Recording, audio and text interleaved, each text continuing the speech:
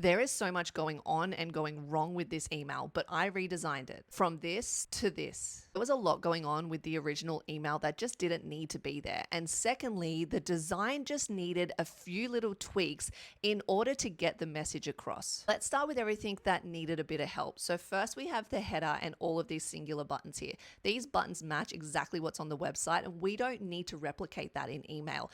For this particular business, I don't think they need those buttons there because their product catalog isn't big enough. So I got rid of those. Then we go into the hero message here. You can see the hero message is above. It's kind of lost against the imagery. And then we continue into more information here. All of the text is different sizes. It's really hard to read. It's really crammed together. So they're not actually using the white space.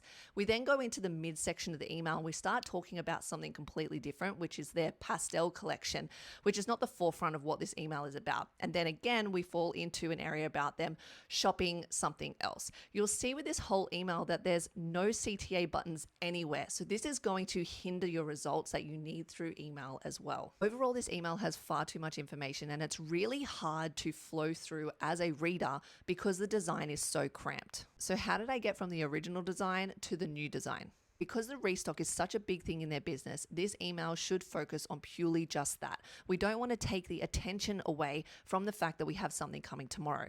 Secondly, I knew that they had a wait list because there is a bit of information here about it, which with email, we always want to focus on how we can get that click-through rate, not just eyes on our emails. So when I quickly redesigned this, first I took all the buttons out of the top. I focused on a very strong hero image and a very big and clear hero message. And at the bottom here, I streamlined all of their text about the restock, putting in the date, a bit of information about urgency, that it's their best sellers, and of course, a CTA button where people can actually click through. What made the design better was only a few things. And the first thing is what's called white space. White space is the gap between the top and the bottom of each area. So you can see that this green area here is really stacked, and then the next section is right underneath it.